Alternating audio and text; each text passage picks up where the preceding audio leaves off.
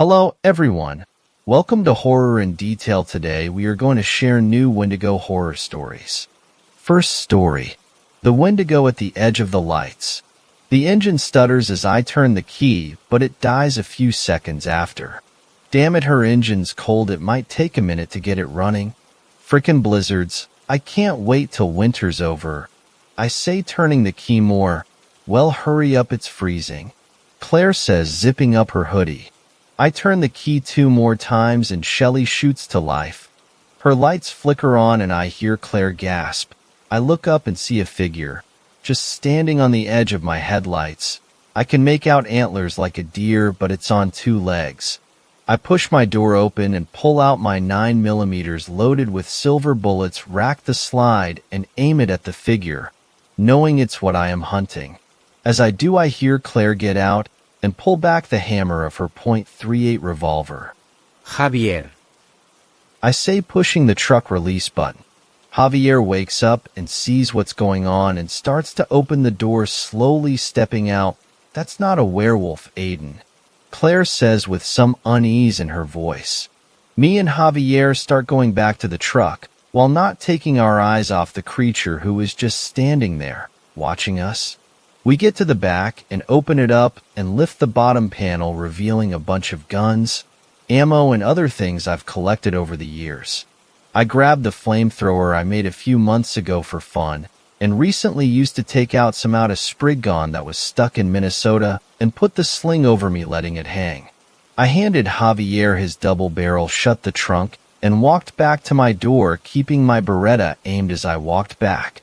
We stayed like this for a while. Then the creature started sprinting at us, moving way too fast for a werewolf. I fired 2 rounds, the first hitting the creature in the shoulder, and the second hitting its upper chest, but the creature didn't stop rushing us. Within just a few seconds, the distance was closed, and it pounced on me before I could get another shot off, pushing me into the snow, digging its claws into my shoulders. The creature was inches away from me, its skin on its face seemingly peeled back, revealing a deer skull with teeth, more like a wolf, not deer teeth. Its skin leathery with a coat of dark gray, tangled and matted hair with blood scattered about, some dried and some wet. At this point I knew exactly what this was, a Wendigo. As I was struggling to get the thing off, I saw a bullet collied with the thing's back as Claire's revolver rang out. The Wendigo looked at her and brought its claw up and swung down fast, pushing her over. Javier slides across the hood and fires a shot at the thing but misses, sending buckshot flying over it. The Wendigo shoots its head to Claire, who is still getting up, and jumps onto her, leaving me. I stand up and turn to Javier, who is visibly upset he missed. "Shotty," I shout. He tosses me the gun and I run up and blast a hole into the Wendigo's back, making it really upset. He turns to me and lets out a scream. I brace myself. The Wendigo hits me, sending back into the snow, which helps my fall, but the claws left a nice gash in my chest. I look over and see Javier got his fire axe out of the trunk and was swinging at the Wendigo, who was preoccupied with Claire. He dug the axe into the Wendigo's shoulder, putting a nice cut into it. The Wendigo screams and walks a few feet, then collapses onto the snow-covered road. "Burn it now," Claire says to me, running over to it with Javier. Javier takes his axe out of it and raises it up, then swings back down, hitting its neck and chopping its head off. He bends over and picks up the head by the antlers. "A nice trophy, right, Aiden?" As he shows me, Claire grabs it and starts trying to pull it from his hands. "No, we have to burn it," she says, getting in a tug-of-war battle with a 6 feet 3 inches dude who is jacked and actually almost won. I get up and run over, helping Claire pull the head, and thankfully we got it free. Before we can say anything, she pulls out a pocket knife and cuts the antlers out and shoves them into her pack. "Hey, I want those," Javier says, crossing his arms. She shrugs and gets back into the car. I flick on the Zippo light that is on the end of the flamethrower and begin to torch the body, which lets off an awful smell, but I've smelt worse. Javier hits me right where the Wendigo ripped into my shoulder and says, "Good work, buddy," as he giggles a little knowing that hurt. I smile and shake my head, then run to the trunk to put my flamethrower back and get into the car with Claire. I stick out my fist, and she hesitantly bumps it. "Nice," I say, turning around and putting my seatbelt on. Javier comes around, putting his shotgun up, and closes the trunk, then comes and get in on the passenger side. "We should probably go to the hospital. You're pretty beat up, Aiden," Claire says, eyeing my wounds. "I hate hospital," I say, putting the car into drive. "Aiden," she says, unamused. "Fine." I push down the gas pedal, and Shelley works her way out of the snow and starts moving towards town, leaving the flaming body behind. Second story. Wendigo encounter. Hi, so this is my first post on Reddit.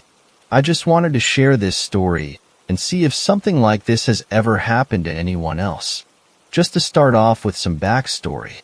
My group of friends had started making a nasty habit of joking about the Wendigo. My friend Stacy and me didn't for a while, just due to the fact we believed in the supernatural. But after a few months it grew on us, and not knowing that the Wendigo can actually be triggered by such things, we joined in. Biggest mistake ever. I had just moved into the country, and we enjoyed making trips into town to have a few drinks, which is about a 30-minute walk from my place to town. At night, the first 10 minutes after leaving the bridge that leads out of town is pitch darkness with no street lights. After that, street lights are very sparsely places, which can cause for a very creepy walk back without anything happening. So with that all in place, let's continue. Stacy and I begin our night, walking into town, get some beers, and have some fun. Shortly into the night, something slightly strange happens. We receive a phone call from her little sister at home, crying and scared because she saw someone sitting on my friend Stacy's bed. She calms her sister down and asks her cousin to check her room for her sister at home. Everything is fine. No one's in the room. Also, ghosts and weird things happening at her house were very common, so a sighting like this was strangely regular. We continue our night. Into the night, we meet a guy who seems pretty cool. He's riding a bike and tells us he's pretty drunk or something. We decide to hang with him for a bit, wanting to meet people in town. A ways into our hangout, we are sitting on a park bench and the guy is laying on the ground in front of us. Suddenly, my friend stands up and says it's time for us to go. I shrug and agree, and we get going. After getting away from him, she tells me how the guy bit her ankle the day after she had teeth bruises on her ankle. Kind of flustered the guy would do that, we continue our walk out of town. Finally, we pass the bridge, which is our last source of light for the next 10 minutes. We turn on our phone flashlights, and we turn on some music, trying to ease the spooky feeling of being in pitch darkness in the middle of nowhere. Suddenly, we hear a voice beside us. We both jump. It's the same guy on his bike. He asks us if he can follow us until we reach the fork in the road. We need to go left, and he needs to go right. Still slightly creeped out, but almost at the street lights and the fork in the road, we agree. Regardless, he had to go that way, and so did we. After a bit of walking, we finally reach the fork in the road and the first street light. We sigh with relief, hoping he would leave. But he turns down our way instead of going the way he needs to go. Now at this point, we are thoroughly creeped out. We try to ignore it and keep walking, holding our breaths, wanting to reach the next street light, which is some ways away. Finally, after what felt like forever, we reach the next street light, which is also for some reason a small graveyard. I hate my area. Once we reach the street light, the guy stops dead in his tracks and doesn't move any further past it. As we turn around, the guy looks like he has suddenly passed out on his bike, his head down and shoulders slumped. I was about to say something to him, but my friend stopped me and said we really needed to leave him. I agreed, not wanting to be around him much longer either. After a few seconds, I take a peek over my shoulder. He's gone. Vanished. The worst part is, even if he had turned around and started pedaling as fast as he could, We still would have been able to see him some ways down the road.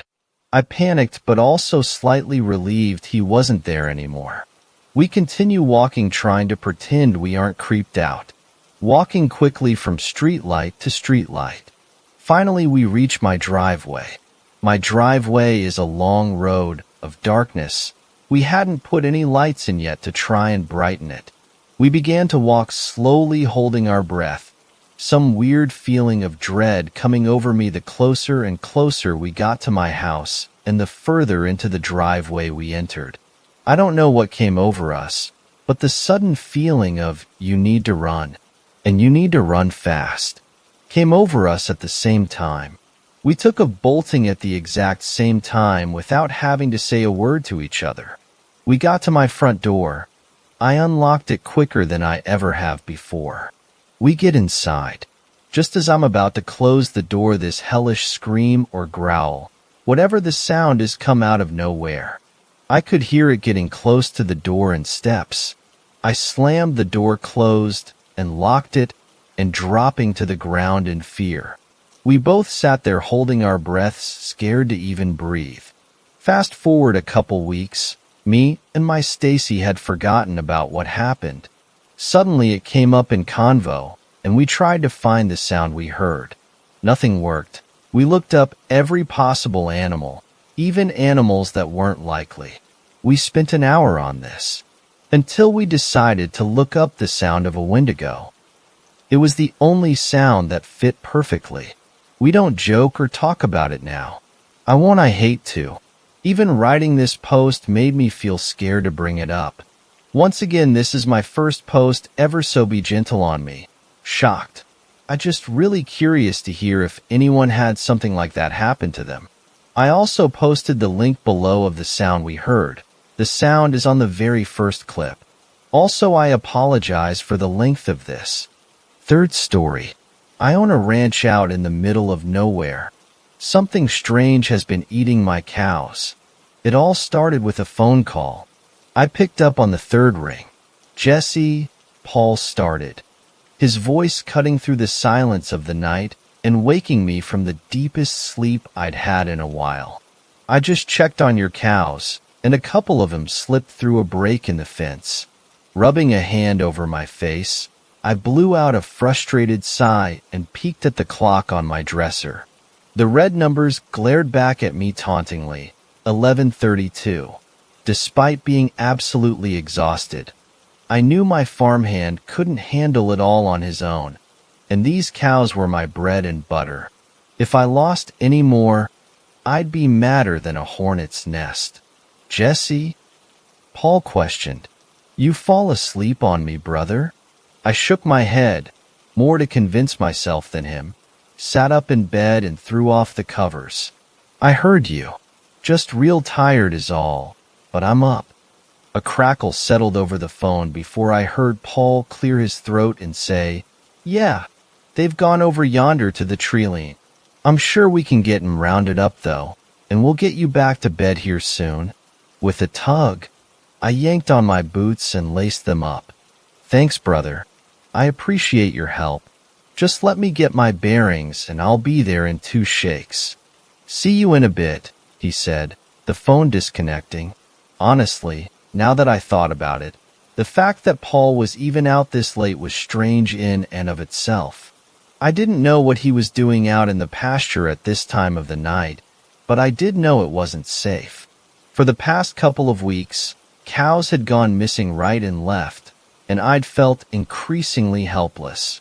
Something had to give, and it wasn't going to be me. Whatever or whoever was doing this was going to pay for the chaos they had caused one way or another, because there wasn't any way I was just going to roll over and let it happen.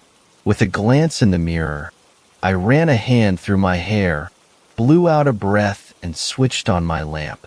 I threw on an old flannel and headed downstairs just in time to be caught by my little sister. Jesse, what are you doing up so late? She asked, her big brown eyes peering up at me from the living room couch. You know, I started, a small grin tugging at my lips. I should be asking you the exact same thing, young lady.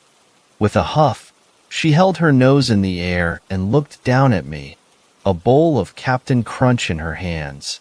16-year-olds don't need a bedtime. She paused and then pointed towards her bowl. And besides, I was famished. You can't cook worth a crap. Famished, I muttered, the word floating from my mouth on a sarcastic breath. I don't know why in the world you go around using words like famished, but my squirrel and dumplings beat a bowl of Captain Crunch any day. I quipped, my hand coming down to ruffle her hair. She scrunched up her nose, set down her bowl, and rolled her eyes before saying, "You and I both know that's a lie." Suddenly noticing that I had my shoes on, she quirked a curious brow and said, "Where you headed this late at night?" Booted feet trudging over to the door. I winced when I heard the floorboard squeak. I really needed to replace that. I'm headed out to the pasture. Couple of the cows got loose and Paul needs help rounding them up. I should be back before sunrise. Just make sure, Dash. I'll come help too, she retorted, already racing over to her room to track down her own boots. Ava, I shouted from the living room. Don't worry about it. I'm sure tween Paul and I will do just fine. Despite my qualms, I watched as she came clomping out of her room, feet shoved into worn, weathered boots, and her braids loose, baby hairs sticking out in every direction. With a shake of my head, I chuckled at her stubbornness, realizing this was just one battle that wasn't worth fighting. Stepping out into the cool night air, I waved her onward, unlocking my old pickup truck and shoving my key into the ignition. Ava plopped down on the seat next to me, her hands picking at a scab on her elbow. The old truck choked a couple of times before finally sputtering to life, and then we were speeding down the old dirt road, dust kicking up into the air in thin, brown puffs. When we finally made it to the ranch, though, Paul wasn't anywhere in sight. Only having a landline had its advantages and its disadvantages, and right now it was the latter. Maybe he had run back home to his old lady. She was as big as she was round. Her belly stretched out clear in front of her like an overly ripe watermelon. This was going to be their first child, and she was due any day now. Paul, of course, was increasingly paranoid that something would happen to her, or she would need something when he wasn't around, so he never strayed too far from her side. Although I haven't ever married and had kids of my own, my worry was somewhat similar when Ava was out of my sight for too long, so I couldn't blame the man for running off if that was the issue. Shoving the thought aside, I made a mental note to call him about it later. "Jesse," Ava called, her voice cutting through the still of the night. She had already hopped out of the car and was halfway across the cow pasture, standing right smack dab in the middle of it. "Ava, it's darker than sin out here. I need you to stay close to me. There's no telling what's lurking out in these parts at this time of night." "Oh, come on," she yelled back. "Don't be a baby." Even in the dark, I could sense her sass, her tongue sticking out at me rebelliously as I fought a losing battle to not step on the countless cow patties littering the pasture. Somehow in my sleep-deprived state, I'd grabbed my nice boots instead of my mud-crusted ones, caked in who knows what else. "Ava, I'm serious," I warned. "I already have to look for these cows, and the last thing I need to be looking for is you." I paused, my voice stern, but softened a little around the edges. "Listen, you came here to help, not hinder, you hear?" An exasperated sigh left her lips before she finally relented and shrugged her shoulders. "Fine, I'll stay close." I patted her shoulder and pointed towards the few heifers that were grazing along the tree line. "Listen, the faster we work together to get this done, the faster you can be back at home eating your Captain Crunch." Strolling across the field with me, her steps fell in line with my own, 3 of hers for every one of mine. "It'll be soggy by then," she quipped. I punched her lightly on the shoulder, shooting her a grin. I'll make it up to you by taking you by the Waffle House in town. Her eyes suddenly lit up at the offer before she grabbed my arm and practically dragged me along. Deal, she said, a smile spreading across her features. A couple hours later, and we both quickly realized that gathering the cows and mending the fence took a whole lot longer than we'd anticipated. Wiping some sweat from her brow, Ava suddenly glanced over towards me and then back around at our surroundings before saying, "Did you hear that?" "Hear what?" I asked. "The cows mooing?" I nudged her shoulder playfully, then spoke up again. "Yeah, that's kinda what they do." She punched me in the side, narrowing her eyes and said, "No, stupid. It sounds like a lady or something, like she's talking to someone." My eyes met hers, my face contorting into one of silent skepticism. "Ava, I don't hear a darn thing besides the wind blowing through the trees and those cows mooing way over yonder. Now, help me pack up my toolbox so we can get the heck out of Dodge before you scare yourself even more."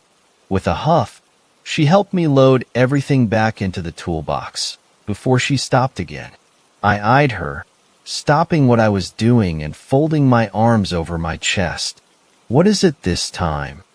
I questioned, my brows raised expectantly. "There's no way you didn't hear that," she exclaimed, her movements animated as her hands flew up to express her concern.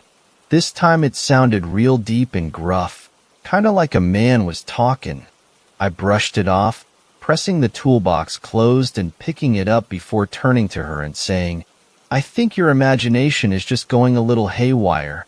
Peeking a glance at my watch, I internally cringed when I noticed that it was about 2 o'clock. As I took a couple steps across the pasture, though, I noticed that suddenly the night noises came to a standstill. I stopped in my tracks, looking over at Ava, and noticed her do the same. This time, I felt a strange tension in the air. The pasture's normal harmony of moos was suddenly quiet. The crickets from before had even died down, their music fading into an odd silence. It became very apparent that we were all alone, and something about that felt terribly uncomfortable. By the time we had mended the fence, the cows had wandered far across the field, deciding to hunker down under some trees for the night. Fog crept over the lush grass, coating the pasture in an almost ethereal haze. Something about it was eerie, and it made me just uneasy enough to kick myself for forgetting to grab my gun off of my nightstand. "Jesse," Ava whispered, breaking me from my silent observation, her voice slightly wavering. I turned on my heel to face her, my eyes taking in her worried expression, her own eyes as wide as saucers. "Ava, what's dash? Over there." She pointed, cutting me off, her fingers shaking like a leaf. Following her trajectory, I stilled. Every hair on my arms stood on end when my eyes connected with two more near the tree-line. Ava looked like a deer caught in the headlights, her own arms sprinkled in goosebumps. The eyes glowed hauntingly, a sinister smirk fixing itself to the creature's face, a smile way too wide to be human, except for the fact that it appeared as if in some strange way it was. Despite this thing being shrouded in darkness, there was no mistaking the outline of a human-like form. I wrapped my hand around Ava's arm fast as lightning and began to hurry the both of us out of the field. "Ava," I whispered, "you've got to move faster. Come on, you've got to help me." My legs made quick strides across the pasture, but Ava was still struggling to keep up. I made a quick decision, grabbing her up and throwing her over my shoulder before jogging towards the truck. I threw the both of us inside, quickly locking the doors and peering out across the pasture, expecting to see those glowing eyes still fixed on the two of us. Except, there was nothing. Still shaken up, I shoved my key into the ignition of my old diesel truck, hoping and praying it wouldn't give me any trouble this time. A shiver raced down my spine as time crawled by. Distressed, I waited for the orange glow on my instrument panel to fade, mirroring the unsettling memory of that creature's eyes. The way they gleamed from the depths of the woods, only proving to add to my ever-growing anxiety. When the engine roared to life, though, there was no relief. The turbo barely had a chance to awaken before I got the heck out of Dodge, barreling down the road. A spewing plume of rolling coal left in our wake, a frantic attempt to outpace the lurking fear behind me. What was that? Ava suddenly asked, her knees huddled up to her chest as her arms wrapped securely around them. With a quick scan of my surroundings, I looked in the rearview mirror and exhaled a sigh of relief when there was nothing but the trees and a cloud of dirt behind us. I honestly have no idea what that thing was, but I do know that I'm going to call Paul as soon as we get back to the house and get this all straightened out. My voice shook slightly, but I tried to mask it, clearing my throat and gripping the steering wheel instead. The last thing I wanted was for Ava to know that I was scared out of my doggone mind. "Jesse," she said, her voice soft and quiet, hands picking at a loose string on her jeans. "It's okay to be scared." I knew she was only trying to comfort me, but one of us had to be strong. So I shook off my fear as best I could and reached out a hand to pat her knee. "I'm not scared," I replied, my voice smooth and even. "I'm just worried." The second we pulled up to the house, though, that worry slowly morphed back into fear. Something familiar was lying on the front porch.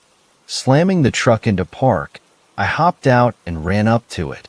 There, splayed out across the wood, was a bloodied mass. A cow. I held back a gasp, trying and failing to steady my stomach as it bubbled and churned. Instead, I bent over and dry heaved, the smell infiltrating everything around me. Blood and guts squirmed and writhed with millions of maggots. The badly slaughtered heifer laying there with her black, glossy eyes staring up at the ceiling, tongue dangling from her mouth. Large lacerations covered her body, monstrous chunks missing from the abdominal area. It took all I had not to vomit. The sound of the truck door rang out as Ava closed it, and before I could stop her, her feet were padding across the grass to stand beside me. I heard her gasp before she quickly reached towards her shirt, tugging it up over her nose to mask the horribly wretched smell. Covering my own nose with the sleeve of my flannel, I motioned for Ava to follow me inside. I needed to inspect the cabin, but I also wanted to keep her close. Together, the both of us carefully moved throughout each room until we were satisfied that we were safe. Once we both gave the okay, we plopped down on the couch and just stared at each other. Neither of us mentioned the cow still laying outside on the front porch, but I was certain that somehow we both knew how it got there. Exhaustion clung to us like a wet t-shirt, but it was apparent that the adrenaline coursing through our systems had us both working in overdrive. And that's when I heard it. The landline in the kitchen. It's gotta be Paul. I stood from the couch and hurried over to the phone, nearly tripping over my own feet as I answered it on the first ring. "Paul?" I questioned, my voice a bit too loud, a bit too unrestrained, and a whole lot of worried. "Where the heck were you, man?" Suddenly the line crackled and a voice came back over the speaker. "Jesse Pauls." There was a pause, but the slight edge that the voice had was unmistakable. "Missy? Is that you? Where's Paul?" "Paul's?" Her voice wavered again before I heard the phone being snatched from her hand and another voice floated over the line, the tone both sinister and calm. "I'm sorry, Jesse," it crooned, its voice deep and smooth.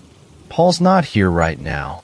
In fact, Paul was just getting in the way, so I simply had to." The voice trailed off, the line crackling again. Fear coursed through me, and I couldn't help but break out into a cold sweat, the realization finally dawning on me. This was the creature. Instead of following us home, it had run back to Paul's house. But why? You Dash, my voice shook. You didn't kill Dash. Oh, but I did, the creature hissed. I could almost feel its grin widening at my unbridled disbelief. You see, it started. I'll say it in a way that your poor human mind can comprehend. Missy here's got a bun in the oven. The creature drew out. And then he suddenly went quiet, giving me a second to let it all sink in. And when it finally did, I paled and nearly dropped the phone when it responded. And it doesn't belong to Paul.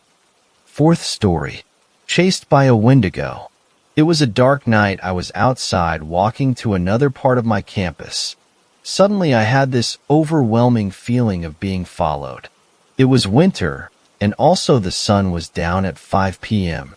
This was a perfect setting for a horror movie. Anyway, I was walking when suddenly I felt the presence again. This time it got closer to me. What happened next still gives me chills. I was being chased at this point by this shadowy figure. It was about 8 feet tall, and I sensed it had glowing red eyes. I didn't see its face, however. I could sense it was really huge. How did I manage to get out of this one? Let's just say I ran faster than I've ever ran in my life. When I looked back, all I could see is this black arm trying to swing at me as I reached the door. I've never been so scared in my life. The fact that happened twice didn't help. That's it, folks. This was my small Wendigo encounter experience. Fifth story. I believe I had a close encounter with something strange in Mendocino National Forest. This has left me feeling extremely shook, and I'd love some opinions, especially from someone with experience. Last year, I had a very strange experience in a national forest out in California. I was by myself, on a road trip with my dog, and I was driving pretty far into Mendocino National Forest. I like to camp in national parks/forests because it's isolated so my dog can roam, and they're free of charge. A trade-off for sketchy/rough drives into the parks sometimes and lack of service/assistance. Anyway, I was driving up this dirt road, kind of curling up a mountain around maybe 5 p.m. It was very nice out, sunny and warm with a slight breeze. Nothing serious happened, but I felt extremely uncomfortable driving into the area, and that feeling did not let up. Driving up the mountain, I felt like I shouldn't stay there, and I even texted my boyfriend about it for as long as I could before my phone completely lost service. I was looking for a sign of another person having been around the area lately, but didn't see anything. I pulled over and got out of my car with my dog to look over the edge and noticed a dead squirrel and some broken glass mixed in with the dirt and gravel road. Yuka, my dog, starts to growl slightly. She is vocal, but I've almost only ever seen or heard her growl at or with other dogs. I did see her growl at a possum once, so it could be something she smelled maybe. This place continued to make me feel quite on edge, but I pride myself in being an independent traveler and backpacker, so I decided to continue at least a bit further with my grumbling pup to see if I could find a good place to camp.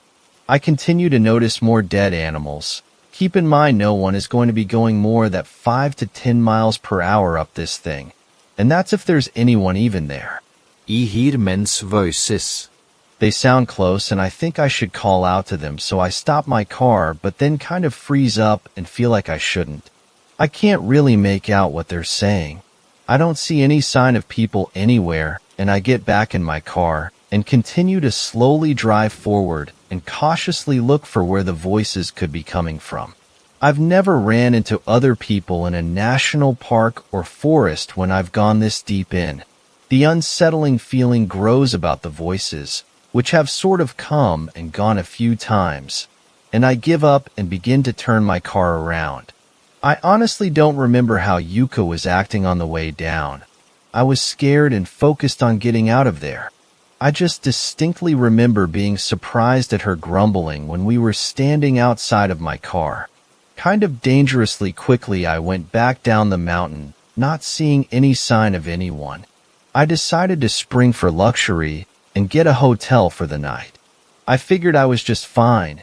Huge and open spaces can be intimidating, I told myself, and the voices could have been echoing from somewhere far off, and they just sounded close. Animals die. Glass gets broken. Nothing happened. Cool. But I remember this place. It sticks with me. Whenever I'm watching scary movies, if I'm walking my dog in the woods at night, nothing compares to the feeling I had driving up that mountain, and it's honestly kind of interesting to me as well as frightening. I recently happened across some information as well as some Native American lore that made me feel extremely uneasy. Fast forward a year. I've mentioned this place to a few people and the haunting vibes it gave me, but nothing much more. Googled the national park once and didn't see anything, but didn't look much either.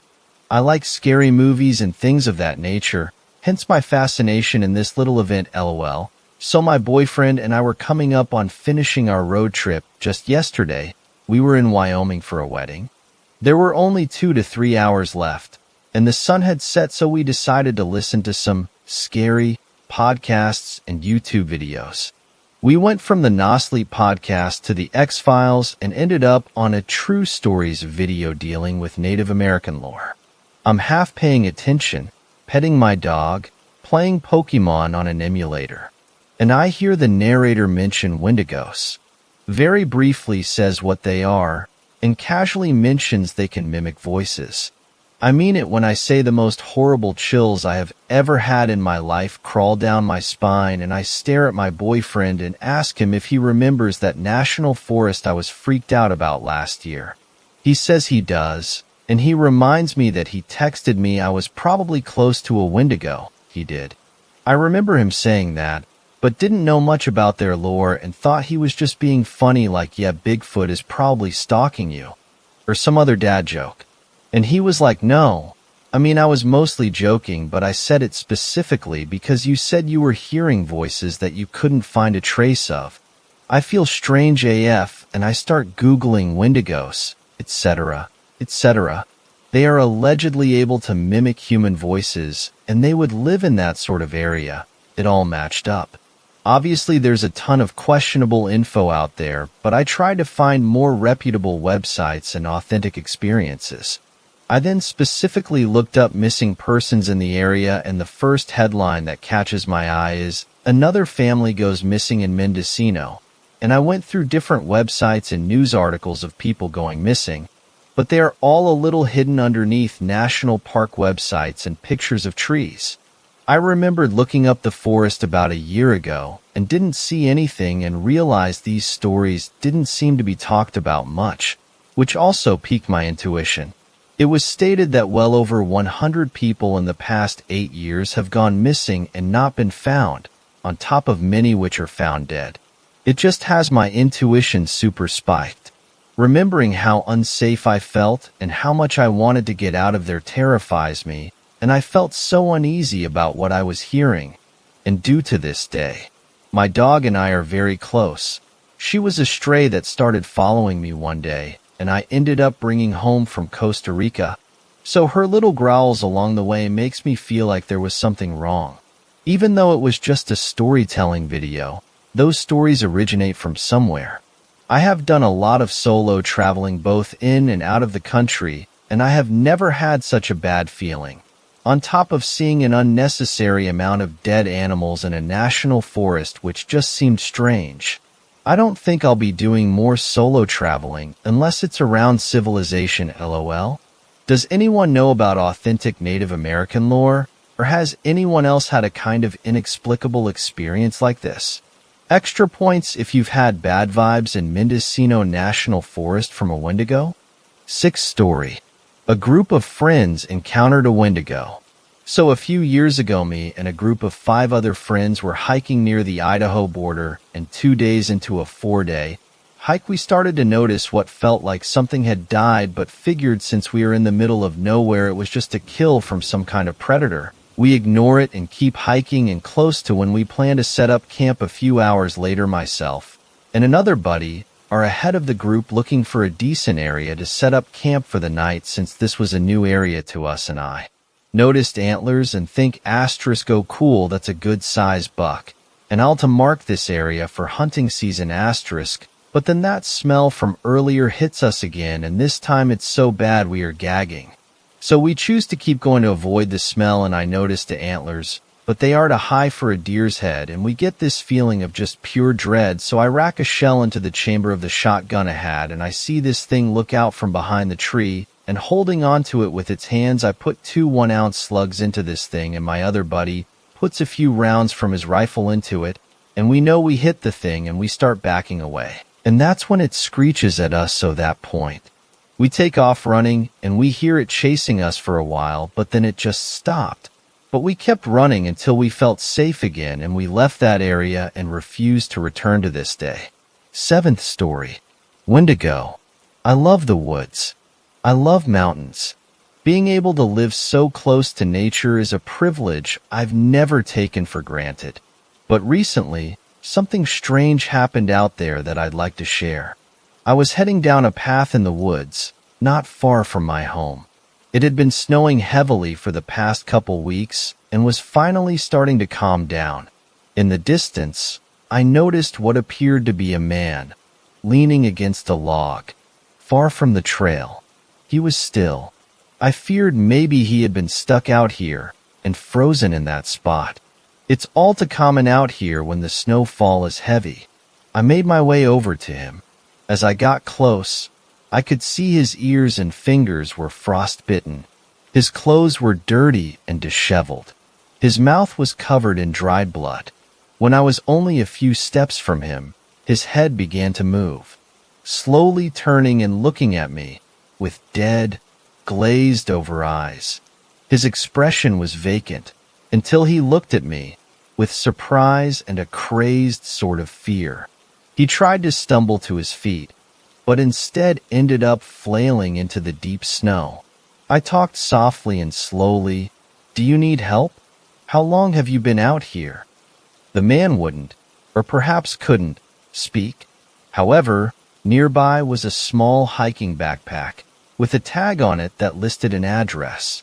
I knew where the address was, just a few miles from my home. He must be a neighbor. I tried asking him if that was where he lived. He just kept looking at me with that crazed, fear-drenched stare, but eventually he was able to nod in affirmation. I had no way of contacting anyone, so I figured my best option would be to take him myself. Who knew how much longer he'd last out there if I left to get help? I picked him up to stand on his feet, and he was remarkably light. He leaned on my shoulder at first, but after walking for a short time, he walked almost entirely on his own.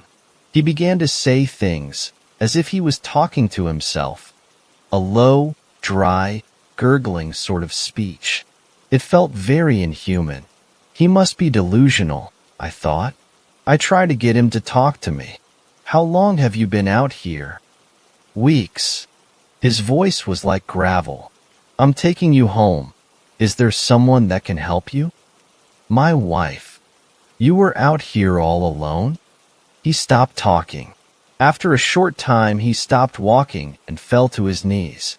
He began to weep, and I tried to stand him up again. He latched onto me and whispered closely, I had to eat. That explained the dried blood on his mouth. When you're in a life or death situation, you have to make hard decisions. I stopped talking after that.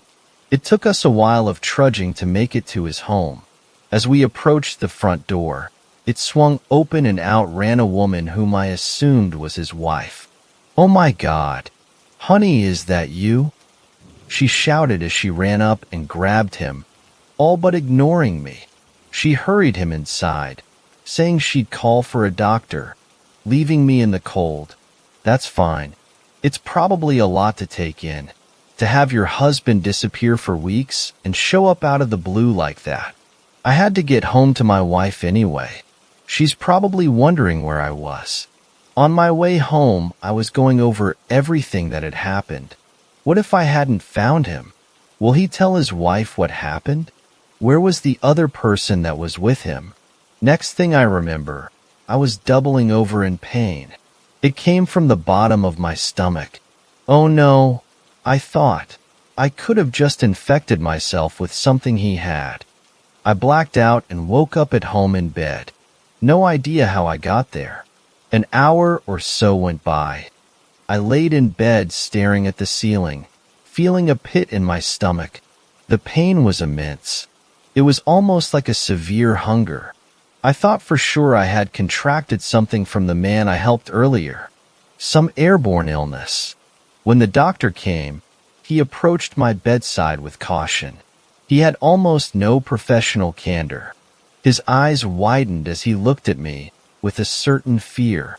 He only did a few tests and left me to be quarantined in my room alone. I could hear him speaking to my wife in the kitchen. When he goes. I couldn't make out much of the conversation. Seemed like bad news. After the doctor left, my pain only got worse. It was more distinctive hunger, however. I was becoming delirious. I couldn't remember the last time I ate. I have eaten before, haven't I? My wife came to me asking what I needed. My only answer was, meat. It's been a week now since I got sick. I've lost so much weight. I'm a ghost of my former self. But I eat constantly. Venison and beef, most commonly. My hunger is so strong I'll eat them raw. When I was at my weakest, my wife fed me, and I almost bit her fingers off a few times. Not that I mean to. I'm just starving. She's opted to start sliding food under my door. She says I'm not the same anymore. I know that much. The dog went missing and only I know why. The doctor has come a few times again, saying the same things to my wife. However, I don't think he's saying, when he goes, it's something more like Wendigo. A Wendigo is a demon. They'll take over your body and slowly kill you. They say Wendigos do awful things to you, killing people and consuming their flesh. Soon I'll die. I can feel it. Whatever has happened to me will be the end of this body. Then I'll have to go. But what can I say?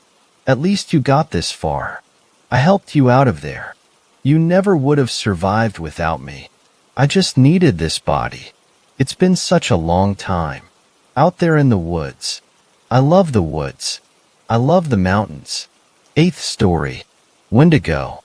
When I was in my first year of college, I lived with my mom by ourselves.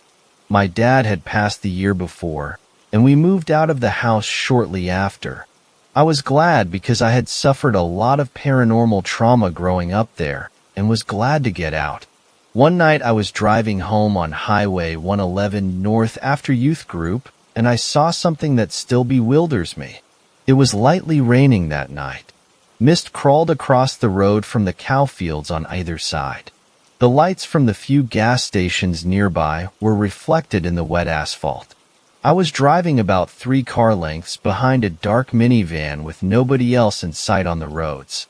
All of a sudden, I saw the van swerve to miss something in the middle of the road.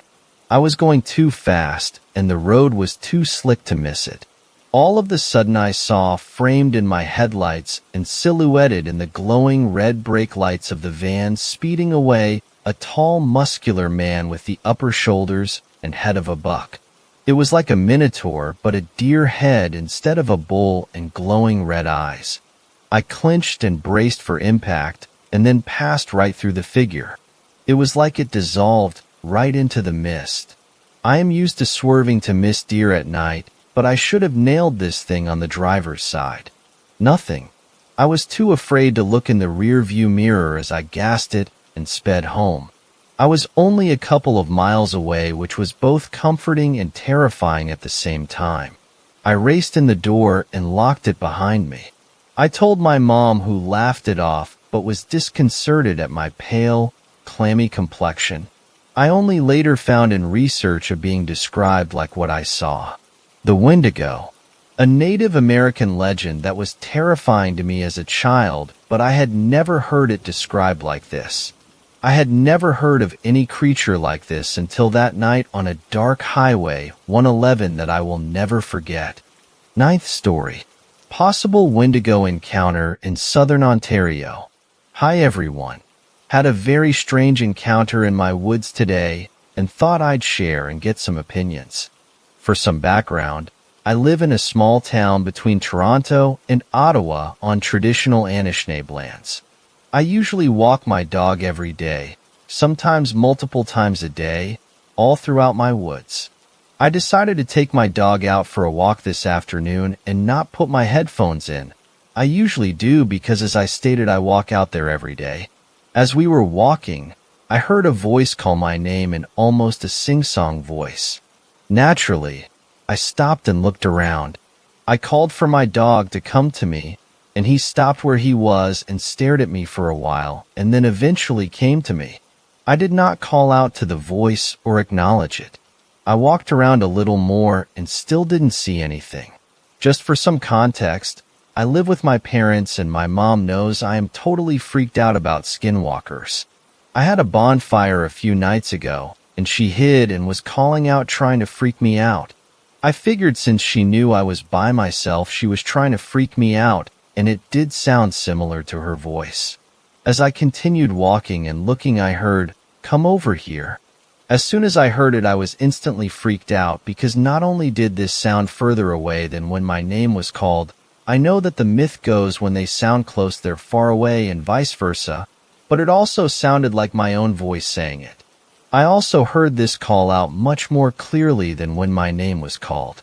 Anyways, I didn't acknowledge the voice, and making sure my dog was with me, I got the hell out of there. When I got to the house, no one had been outside and no one had called for me.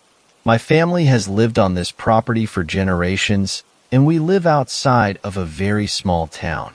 I have no neighbors that would be close enough for me to hear them that clearly. I have no idea what was out there this afternoon, but I can tell you for certain I will never walk out there with my headphones on again. I also feel like it's worth mentioning that my sister has been whistling out there to freak me out, and I know that supposedly attracts them. I did also smoke shortly before walking, but I've been smoking daily for years, and I've never suffered from auditory hallucinations or heard any sort of voices while high. I've never posted on here before, but if I have any other experiences, I'll be sure to post them. Can honestly say that was the weirdest experience of my life. 10th story. I had an encounter with a Wendigo in northern Idaho.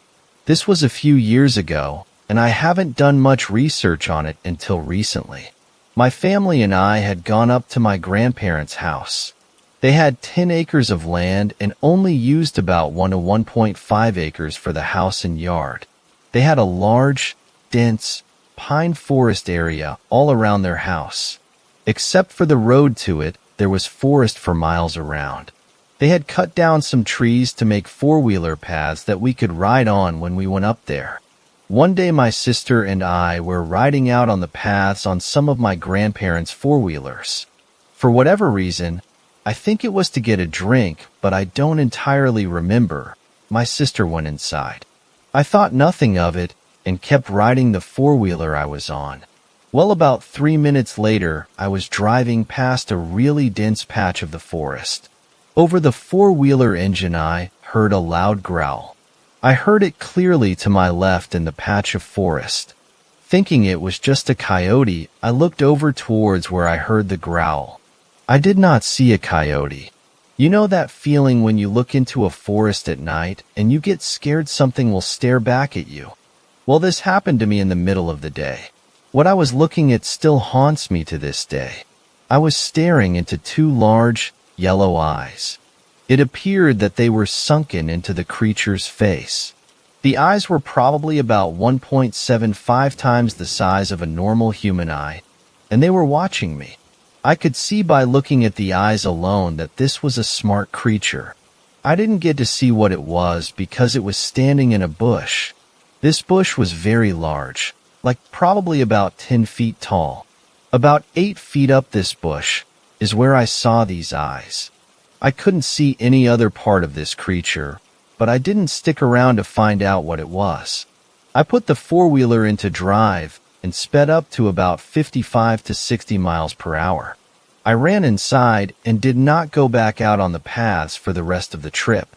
No one else in my family saw anything, but I was terrified of whatever it was. Fast forward 6 years, and it is this year. I was talking with my friend about spooky things we had seen.